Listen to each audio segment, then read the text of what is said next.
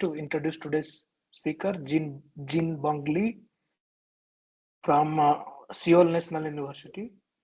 This I'll be talking about LP bounds of maximal operators given by Fourier multipliers with some dilation sets.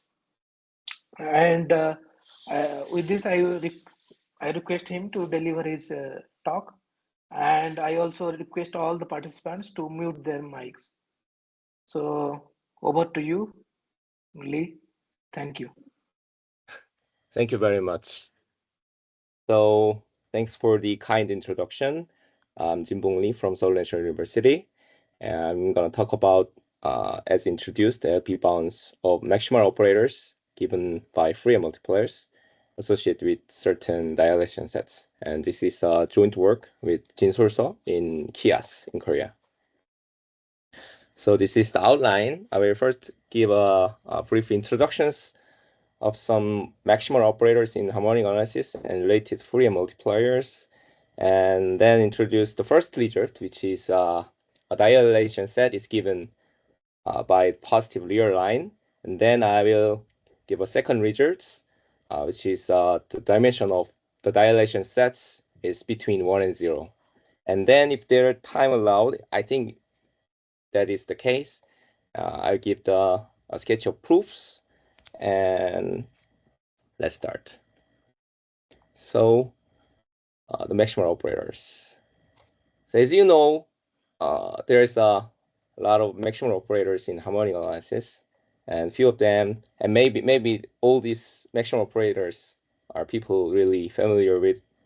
The first one is classical hard-derivative maximal functions, and there's always spherical maximal functions, and you're aware of the maximal Bernoulli operators. And the last one is maximal functions associated with the Schrödinger equations.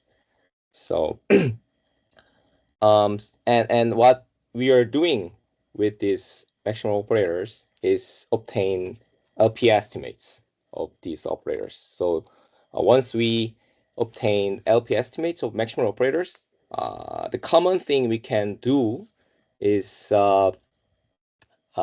we obtain certain statements about the pointwise convergence, and also known as a differentiation theorem. So for the hardly true maximal functions, if we obtain the LP estimates of the maximal functions, then we can say the averages of the ball or the cube goes into the specific value of the function at the very x as the radius or the size of the side length goes to the 0. And this happens for almost every x, not all x. That's just the nature of it. And if for the case of the spherical maximal function, we know that the LP estimates only holds for p is greater than d over d minus 1. And for those LP functions, we also know that the spherical averages converges to the original functions as the radius shrinking to the 0. And for the Bernoulli maximal functions, we can easily obtain the LP estimates when the delta is greater than this number, but it is not the conjecture. Actual conjecture is the range of delta could be a little bit wider. I guess there's a additional factor -1 over p for the entire conjectures. And since this is quite famous problems, I here present some references. So for those conjectures, the p when p is greater than or equal to 2, the problem is completely solved by Carvery in 1983. And rather than in 2004, Professor Lee improved in the results in higher dimensions, d greater than or equal to 3. And I think the most recent result about the problem is a result of Gan Jing Wu for dimension 3 and Gan O Wu for dimension greater than 3. And I write down the archive here since I didn't find any further information about the journals where these results are published in. So if there are anybody know about the information, please let me know. And there's also another history, entirely different history, when p is less than 2. Also, it says this is a typo. This should be d equal 2. So the first result about the maximal Bochner-Ritz operators given by Tao in 1998, and it is slightly extended by Li and Wu d equal 2 case. So in case of p less than 2 case, we only know that the improvement is obtained in planar domain. So anyway, if we obtain this type of LP estimates for maximal Bochner-Ritz operators, then we can also have this Bochner-Ritz means converges to the original functions as t goes to infinity. And here the t goes to infinity because in the previous section, you can see that t is multiplied by 1 over t, not just t. Just that's the nature of it. But the convergence itself, without the LP estimates, when p is greater than or equal to 2, the convergence itself is fully observed by Cavalli and Rubio de Francia and Vega in 1988. So what the problem remained in this part is just obtain the sharp LP estimates according to the delta. And there's another example I've shown in the first slide, which is the shredding operators.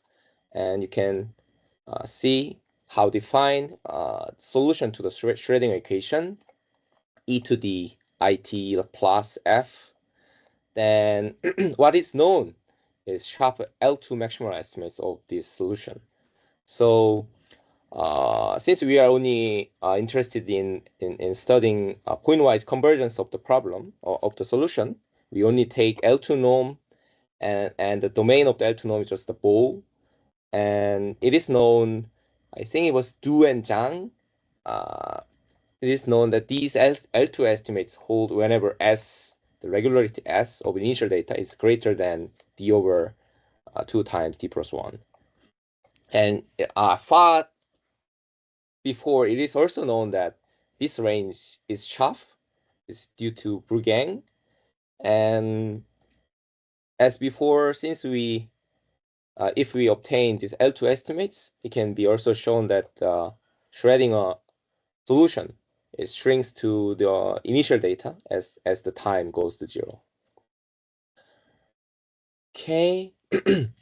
So the thing is, every maximal operators introduced in this talk actually can be represented by means of Fourier multipliers. So this is just a list of Fourier multipliers of the maximal functions that I introduced here. So you can see this is the way we define the maximal operators given by Fourier multipliers. And in the definition, we just simply take the time dilation on the variable of Fourier multipliers. So in each cases, the hardly true maximal cases, the Fourier multiplier is equal to the Bessel functions times to the certain c to the n over 2. And in case of spherical maximal functions, the orders become less.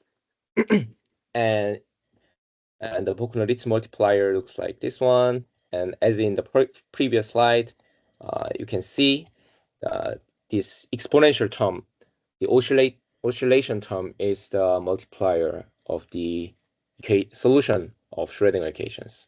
So actually, in most of the case, maximal operators appeared in harmonic analysis can be represented by Fourier multiplier operators. And it's quite common questions for abstract multipliers for which condition we can obtain LP estimates for associate operators. So if the operators is not the maximal type, luckily we have a classical result of the Hörmander-Mikhlin theorem.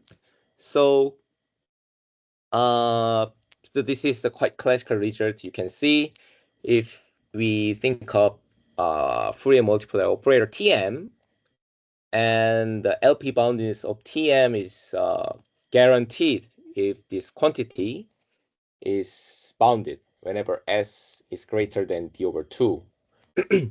So one might think this condition may be also guarantee the LP boundedness of the maximal operators, but unfortunately it is not.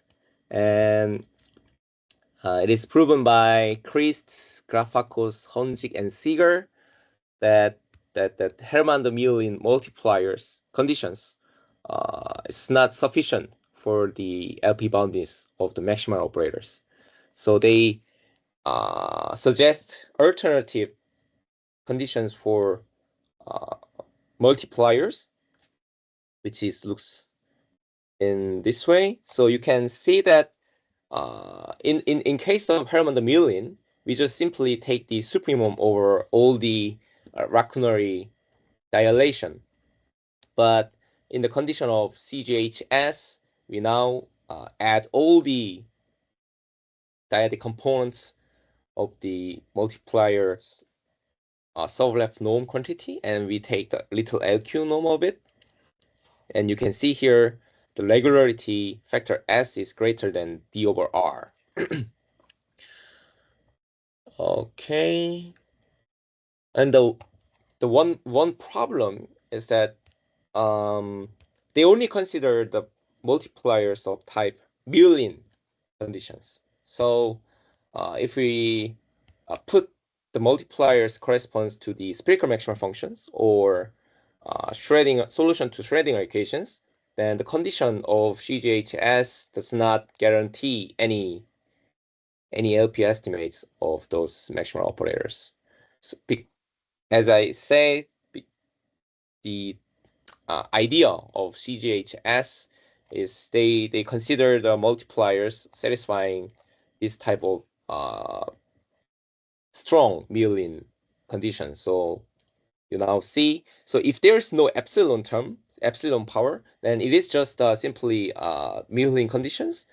But to assure that summability in every dyadic scale, there must be certain additional power to the these decay estimates. Yes. So one of our goal when we are studying this type of operators, we want to suggest a kind of general condition for Fourier multipliers, like including the spherical maximal functions or the maximal Schrödinger operators. And there's another motivations of studying LP estimates of maximal operators, which came from I say the potential theory. So it is quite well known the following formula in potential theory or maybe studies in elliptic PDE. So for F, which is twice differentiable, then the difference between the function and its spherical average can be expressed in certain different integral against the Laplace of F. Here you can see, and by the formula we can say that this quantity is less than the maximal function of the del F, and this tells us that from the LP estimates of the hardly to the maximal function, that the conversion speed of the spherical average to the original function is t to the 2. So there's so now we first assume that in the first place we assume that f is twice differentiable. So there might be also a question that if f is has less regularity than 2, then it might be happen that the conversion speed conversion still hold, but with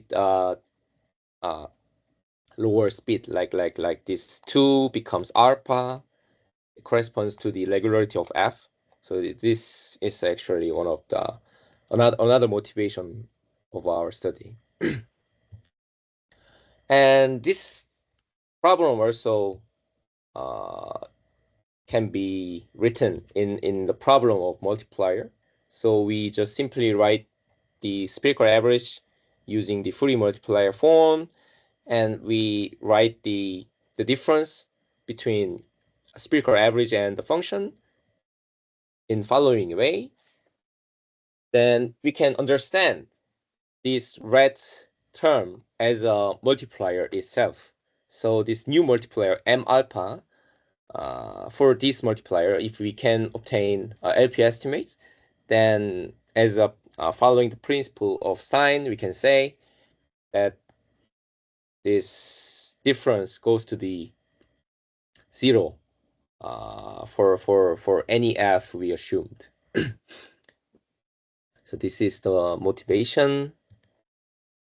And since I said two types, we are gonna say about two types of maximal functions. So this is the second type of maximal operators. So here we now take So can you dilation. go back to previous place? Okay. Previous place. So what is this quantity operator actually? ASFXT minus fx by t to the power alpha. It is some kind of partial ball average or something like that. Parcel, what? I missed you saying. No, it is. What is this operator basically? ASF x comma t minus fx by t to the So power this alpha. is I already said this one happened in here. So in the Yeah. middle line. Yes. Yes. So this, so now we take the t to the alpha to, since we want to check what happened if we assume that a less regularity for f. So in this slide we assume that f is twice differentiable, but we want to figure out what happened if f has lower regularity.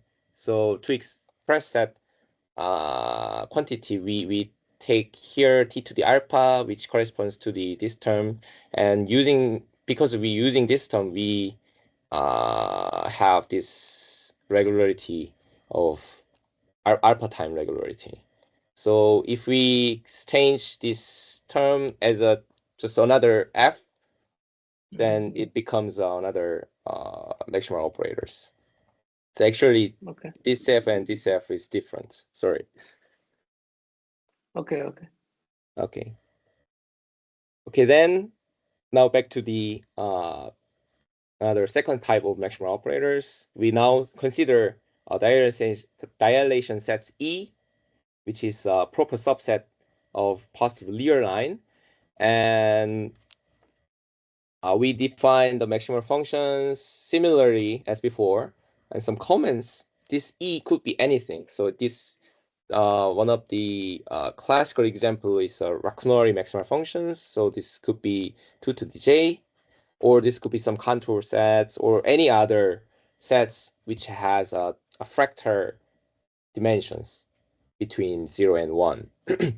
And if we obtain LP estimates for those maximal operators, then a differentiation theorem, the pointwise convergence also hold along the dilation sets. That means if we take any sequences in E, and this sequence, if these sequences goes to the 0 or certain quantity, then we can also set that the original function, the operators converges to the original functions.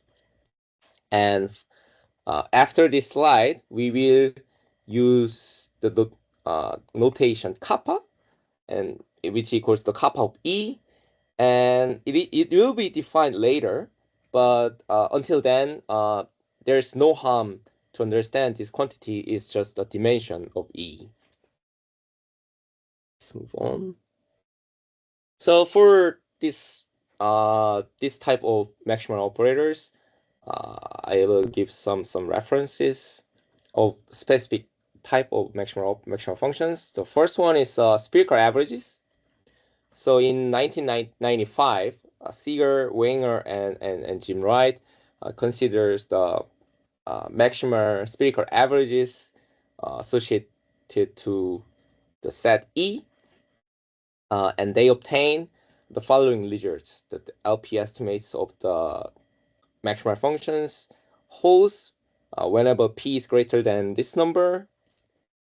So now you hear the kappa E appeared, and you can see if we take kappa E is equal to 1, then the range of the P becomes the original range of the classical spherical maximal functions. And in dimension 2, and if we take kappa E is less than 1, we can check that corresponding maximal functions, circular averages, is also bounded on L2. And lastly, if we take E between 1 and 2, which is the case of local maximal functions, the LPIQ estimates also holds similar to the case of the original spherical maximal functions. This was done by Anderson, Hugh, and Luz Seeger when D is greater than 2, and D equal 2 case is done by Luz and Seeger. So after the study of Seeger, Wenger, and Wright, Duan de Quesia and Vargas extended the result into abstract setting. So in 1998, they published a paper which can be given in twofold manner. And the first result, they consider the Fourier multipliers given by Fourier transform of compactly supported finite Borel measure. And as before, E is a proper subset of positive linear line, and they assume that Fourier transform has a certain decay A here. And they also need to assume that A is greater than the half of the dimension of E. Then they proved the corresponding maximal functions satisfy the LP estimates with the P range in this way. And you can see that if we put the data of spherical maximal functions, so which corresponds to A equal to the D minus 1 over 2, then it's recovers the result of the Seeger, Wenger, right? And they also consider the purely Fourier multiplier case. So the second result says that, so now M, Fourier multiplier M is not given in terms of the Fourier transform of certain measure, it just exists itself, and it also satisfied limited decay condition. And they assume that the corresponding multiplier should satisfy certain regularity condition. And they prove the corresponding maximal function is bounded on LP with this range, which is not so important. If you are familiar with the result of Rubio differentia, and it easily checked that this range is just the corresponding range of the result of Rubio differentia of maximal functions. So one of our goal is even if the range of the P is sharp for certain examples, we can still improve the regularity condition of this multiplier. So let's see. So I will give introductions. The case of dilation set is equal to the positive linear line. So to state our main result, I need to define a function space, which is called sigma theta 2 of x, when x is a certain Banach spaces. Usually it's just a LP space or Bessel space. In our paper, we only use x equal to the Bessel space, and it is defined in the following blue equality.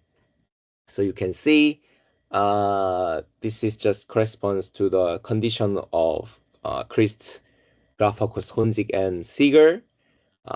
This is just a generalization form of their quantities, but we have another motivations of this quantity. I will explain next slide. So if we define this function space, sigma 2 space, then we can say the following result, which is our first main result. So given for each p, we define the 1 over p0 is this quantity, and we assume that the regularity of Fourier multiplier greater than this number. Then we have LP estimates of the maximal operators, and we also obtain certain operator norm in terms of sigma 2 space norm of our Fourier multiplier. So here BP0S is just the Bezoff space. Everyone can understand what it is. And psi here is just to represent Littruth-Pell decompositions. And for the sigma 2 space, there's very different motivations from PDE. So the actual motivations, our motivation of sigma 2 space is weighted solar space H is theta P gamma here. So this is just a Sobolev space with a specific weight. So there is a weight of absolute value of x to the certain power. And you can see due to via dyadic decomposition and change of variables, this quantity is equivalent to this one. So now you see, now we have a dilation factor. It goes into the functions, and we only have a weight correspond to this theta. So you can understand this here. The minus d is just a normalizing factor of dx, and p is a consequence of change of variable. So only real factor is theta. So they using this kind of norm when they are studying PDE on a certain domain, and they want to describe the behavior of the solutions to the boundary. So here you can understand this x absolute value of x is just a distance function to the boundary. So in this case, the boundary is the origin. So if somebody considers the general domain, the weights becomes a distance function to the boundary. Anyway, it's actual motivation of our sigma 2 spaces, but we found that the concept already exists in the paper of Grafakos, Honzik, and Seeger, which is quite interesting. So, quick corollary of our result is we can improve the regularity condition of the Fourier multiplier. So if we localize frequency domain of the Fourier multiplier, we can say that we can obtain this result directly from our main result. And this says if the regularity is greater than d plus 1 over 2, we easily have LP estimates of the maximal operators. And this is actually improvement because the latest most known result is due to Review de Francia, and he says for the LP bounds, the multiplier should be contained in this class, which is quite greater number than this S suggested in our paper. So this is quite a little improvement in this case. And since I keep saying about the conditions of Grafakos, Honzik, and Seeger, I think I have to compare what's the difference between their result and our result.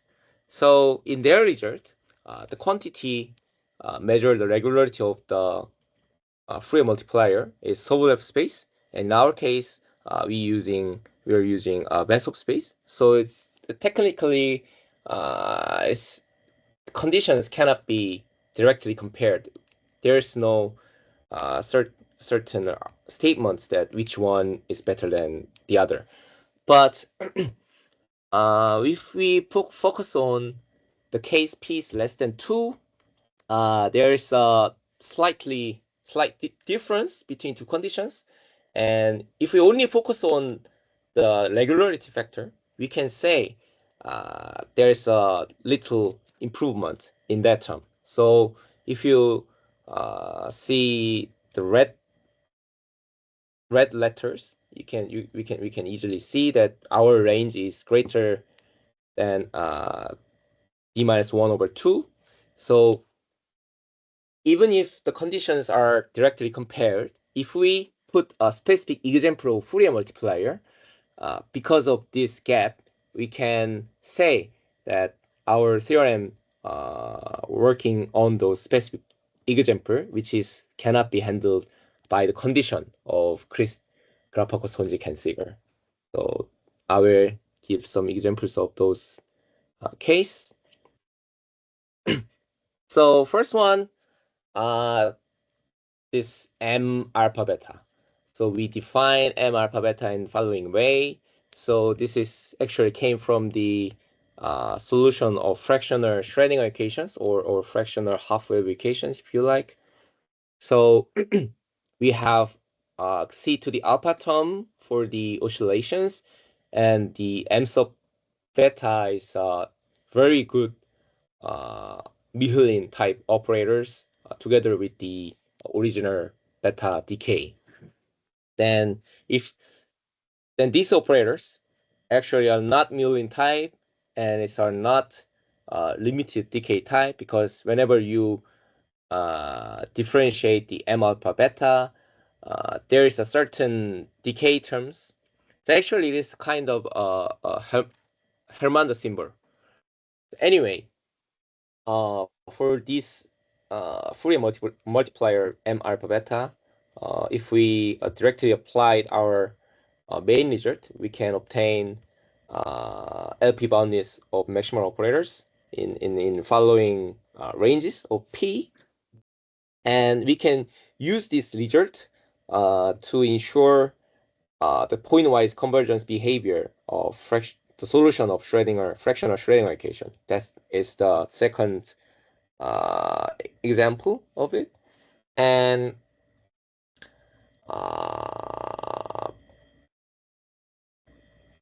yeah, then, and we can also say a little bit, how can I say? Actually, the examples in this slide, I think, can be obtained from any other results, like who was that? The review of the Franchise result about the maximal operators associated to limited decay. But anyway, we can also obtain certain convergence behavior of this type of Fourier multiplier. The good thing is, I think the difference is we can obtain the convergence speed to the t as t goes to the 0. So which cannot be obtained as before. And using the abstract result of this, we can, if we put spherical average, then which was suggested in the motivation from potential theory, then we can also say that if we have this f is like alpha time regular, then the difference actually converges to 0 as the speed of the t to the alpha. But actually, I should say, if we only consider the spherical averages, we don't need our theorem. But because there is a certain direct computation using a certain good property of spherical averages, but this result still holds whenever we take S is a certain hypersurfaces with a appropriate curvature conditions, which cannot be obtained direct computation, only possible for spherical averages. So that's our applications of our main results. And then I will explain the results that corresponds to the dimension of dilation set between 0 and 1. So to state the second result, I need to define the quantity kappa E, and the kappa E is given in equation 3. So here you can see the quantity n EJ delta, and the EJ is just we dilate E to the 2 to the minus j, and see this only in the between the interval 1 and 2. So we dilate every fraction of E to the interval between 1 and 2. and n's E delta means that the number of delta covers delta covering which covers the E. So that means this NE delta always given by delta to the minus capital D for certain D. We don't know yet. Okay, so the kappa E usually represent the quantity D here by the formula, and you can easily understand this is a kind of a concept of Minkowski dimension, box dimension. So the example of those dimension quantity is, the first one is 1 plus to the n time n to the minus a for certain positive a. Then if we put this E to that kappa E, then we obtain kappa E equal to the 1 plus a to the minus 1.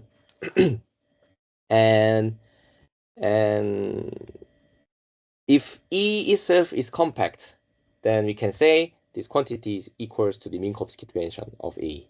But it is actually not Minkowski dimension because we do not restrict our interest on certain E. We only consider any proper subset E of positive real line. So it could be global, not compact.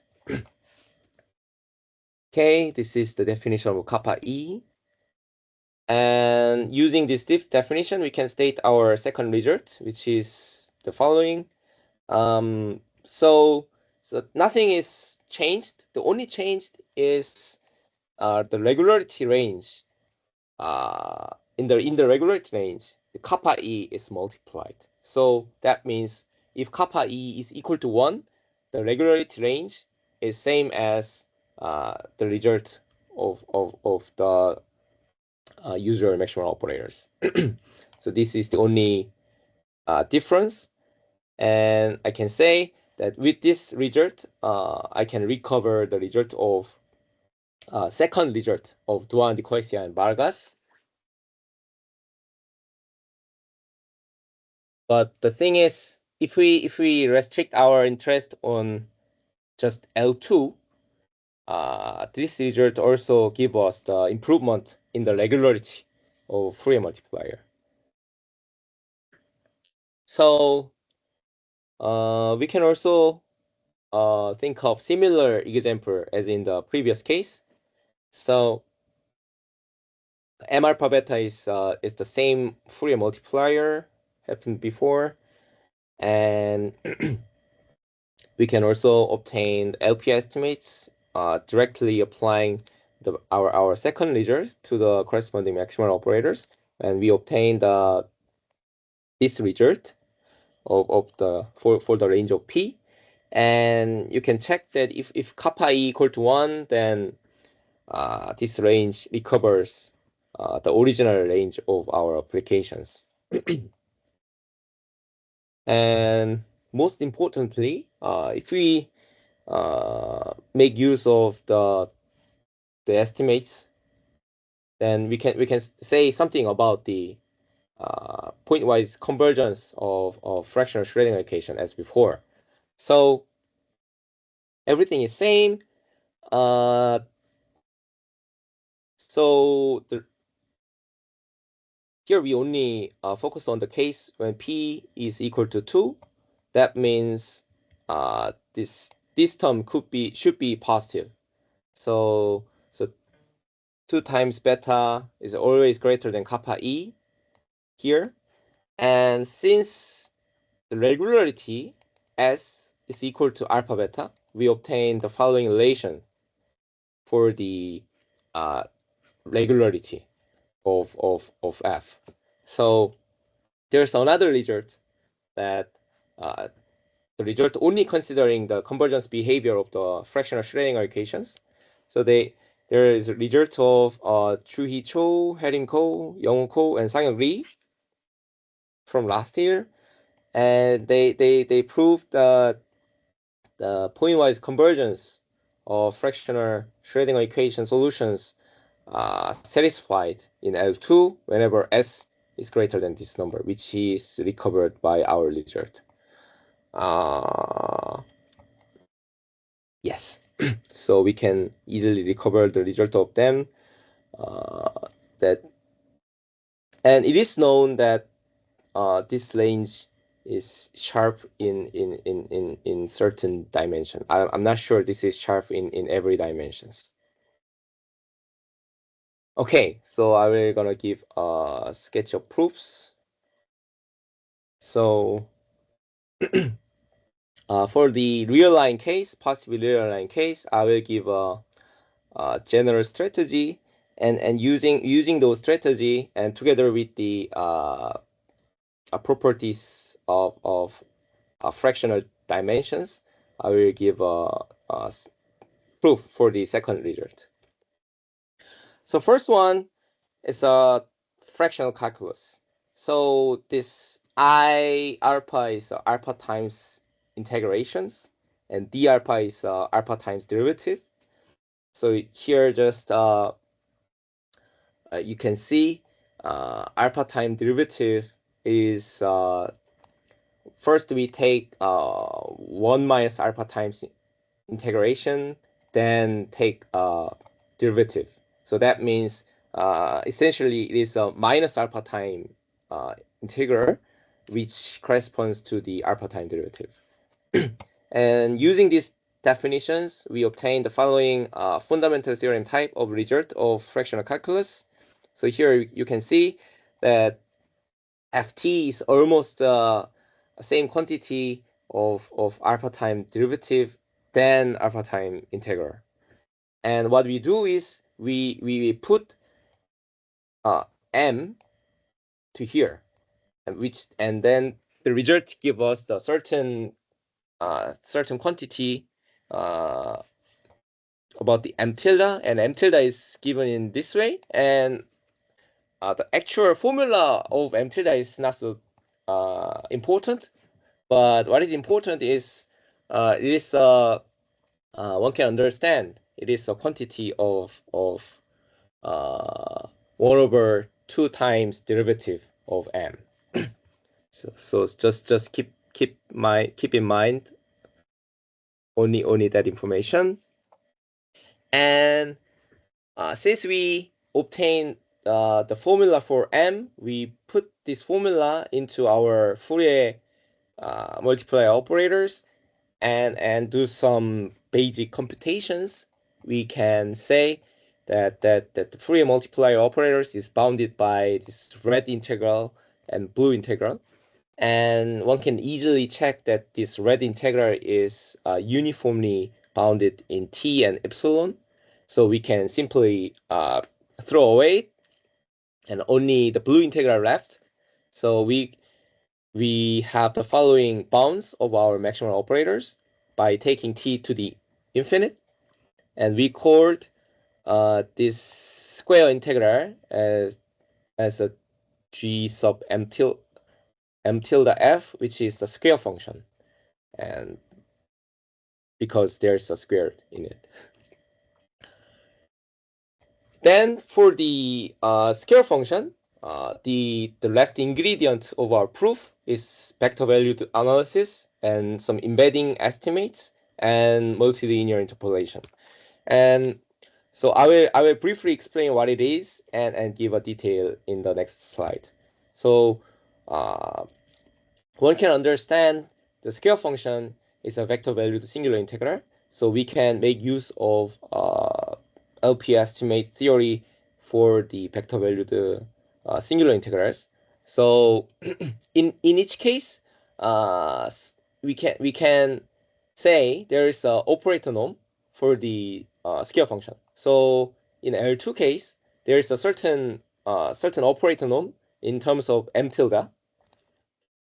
I just say this one in X, and in endpoint case, we also have there's a certain quantity related to m tilde, and I expressed it in norm of Y.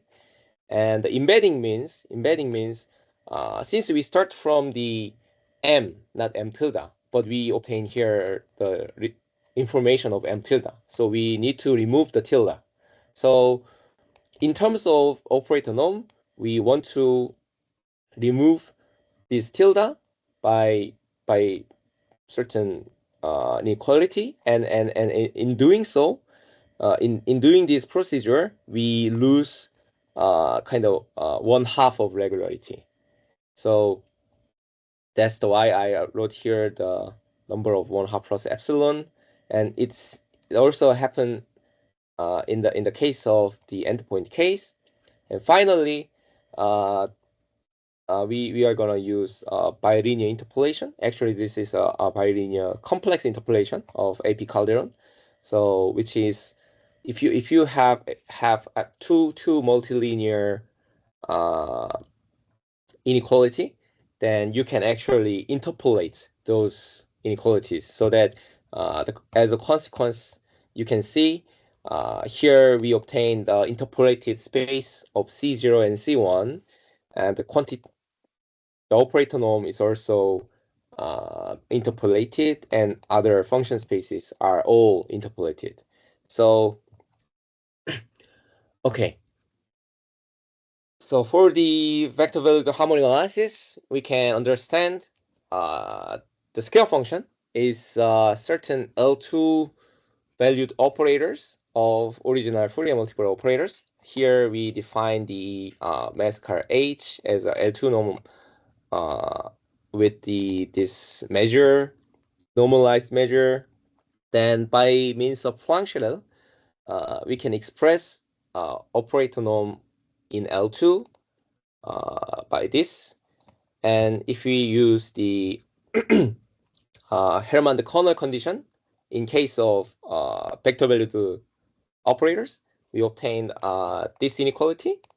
And for these two inequalities, we can express or bounds by using our sigma 2 space. So in case of L2 space, we can say the L2 operator norm is bounded by sigma 2 of L infinite space. And in endpoint case, we can say the operator norm is bounded by sigma 2 of this sublab space, where beta is greater than d over 2. This is the result from vector valued harmonic analysis. And for the embeddings, from the previous slide, we have the L2 operator norms is given by the sigma 2 space, and the endpoint case also given by this sigma 2 space. So that means since we start from m tilde, we have m tilde here.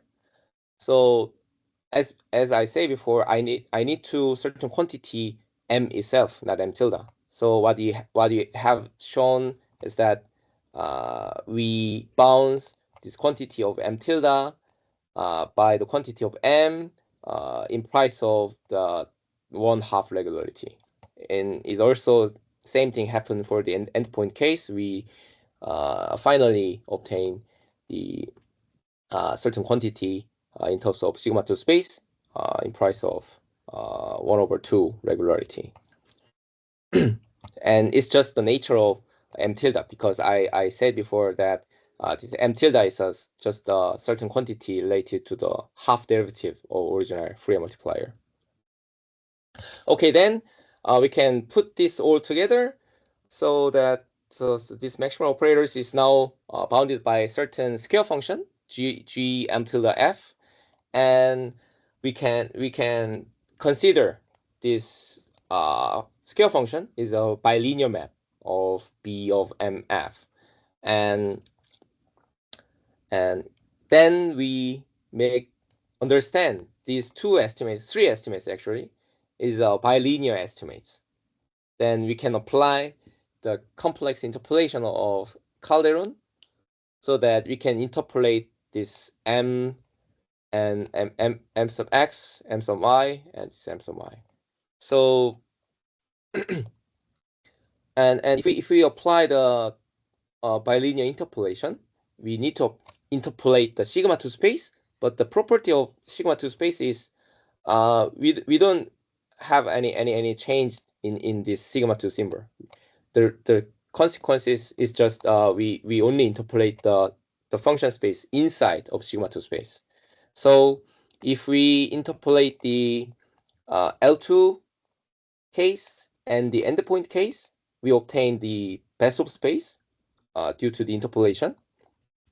And by doing so, we obtain the range of regularity, which is because we simply interpolate these two numbers, and this yields our main result for the for this case.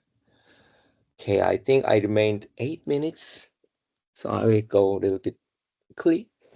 So this is the proof for the case when dilation set is equal to positive real line.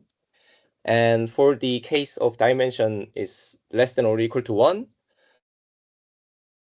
for this case, I need to more focus on what is dimension is. So this kappa E, usually called South dimension, but a South dimension is quite difficult to handle in real computation.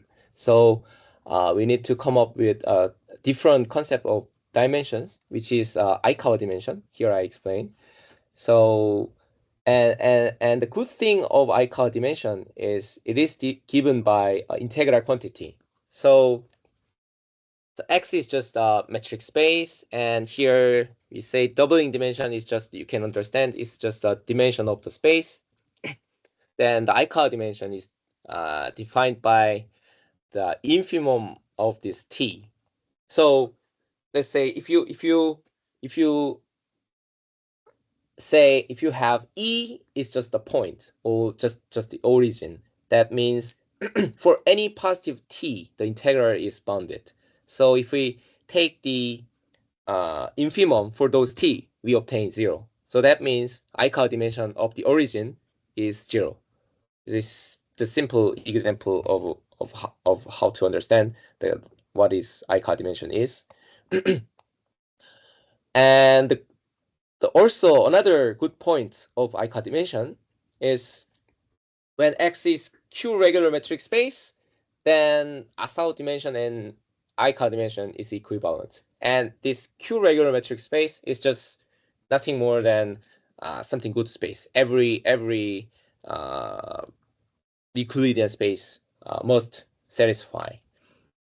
And for those who are curious about the proof, I just give some very brief brief introduction for the proof. And proof is like something like this. So a general doubling metric measure space, Aikawa dimension is greater than Asao dimension.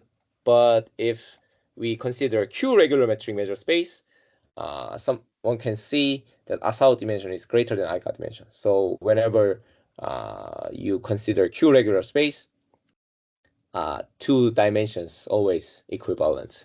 And the Q regular space is just the space with the this property of size of bore. So anyway, in our cases, Aikau dimension is equal to Asao dimension. So using that concept, we can have a certain lemma which is about scale function. So in previous case, we obtained certain scale function to bounds original maximal function, and in that case, we take a half derivative of Fourier multiplier. But in case of this fractional dimensional case, we need to take half of the dimension of E derivative of Fourier multiplier. That's why we take alpha is greater than d0 over 2. But unfortunately, there's additional term appeared after we applied the fractional calculus. But if you remember the definition of Aikau dimension, this term looks like the quantity appeared in the dimension, and since Aikau dimension and Asao dimension is equivalent in many cases, we can say about the next lemma. So this delta to the A times NE delta just corresponds to the quantity of kappa E. So the second lemma tells us that whenever we have kappa E is finite, then we can say that this additional term appeared in our scale function is also finite. So that means we can just simply think of this quantity is without this additional term. So that means we only need to consider this alpha times derivative, which is different in the previous case. It's just simply similar to the half of dimension of dilation set. So applying the general strategy from the positive real line case, we can say we have from the borderline case, we only lose half of dimension regularity for the Fourier multiplier. And L2 case, we only lose the same factor. And as before, we take bilinear interpolation for this 1, 3 and 2, 3, and we obtain the final result. Thank you. That's all. Okay, thank you, Lee, for a wonderful talk. Are there questions from the audience?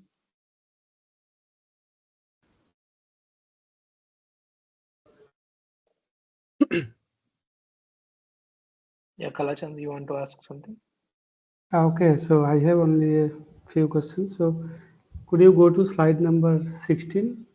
16. 16, yeah. This one. Yes. So in the corollary, here you have proved boundedness of the operator where the multiplier is m with phi naught, right? So phi naught is a cutoff function. So do you have multiplier m multiplied with phi naught? Mm-hmm. So do we have this result for the actual multiplier m? What do you mean? I mean, So here, actually, this cutoff means any multiplier who has a compact support. Yes. Okay. So without compact support, you cannot improve the regularity. That means, right? I think so.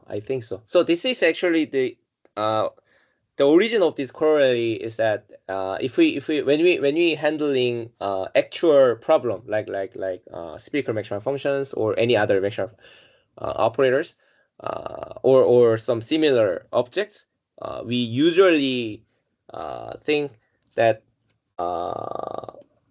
when frequency is very small, the case when frequency is very small, we simply say that the case is bounded by hardly two-dimensional functions. Yes. So, but in some cases, even the frequency variable is very small, if the regularity of Fourier multiplier is too bad, we cannot say anything about the those kind of bounds of using hardly true maximal functions. So at the time we want to figure out how much regularity we actually need to guarantee those kind of bounds. I see. Okay. And slide number 19, if you go. Yeah, here the result about spherical average that the speed of convergence is t power alpha. So what is the sharp value of alpha for spherical average? I don't know. I don't know. Okay. But I think that's the thing I had to do. But yeah, I don't know. I'm sorry. So far alpha equals to 2 is known or less than 2? Alpha equals 2 is known because there is a the result in potential theory. Yeah, but I don't know what is the sharp range for alpha. I don't know. Okay. Okay. Thank you. Thank you. Yeah, it was a nice talk. Actually, I couldn't read your paper, but now I can read it. Okay, thank you. Yeah, thank you. So, are there other questions from the audience? Yeah, I have one. Yes, ask.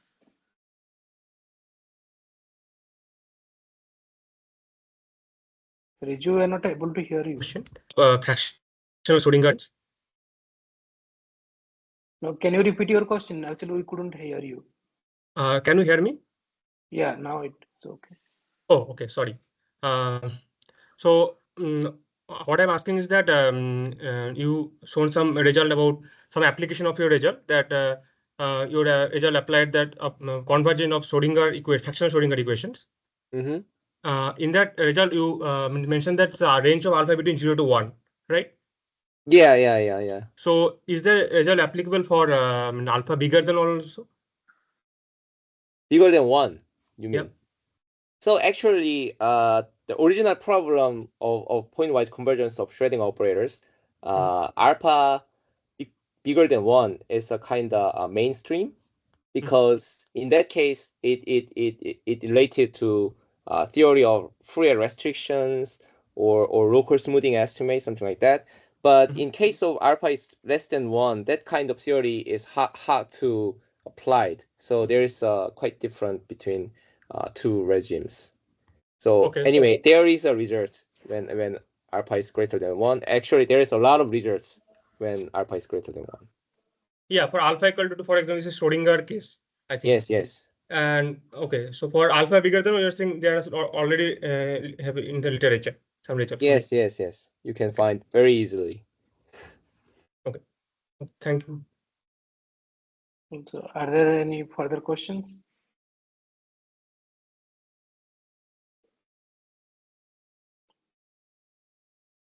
Okay, if there are no more questions, let us unmute and thank the speaker for a wonderful talk.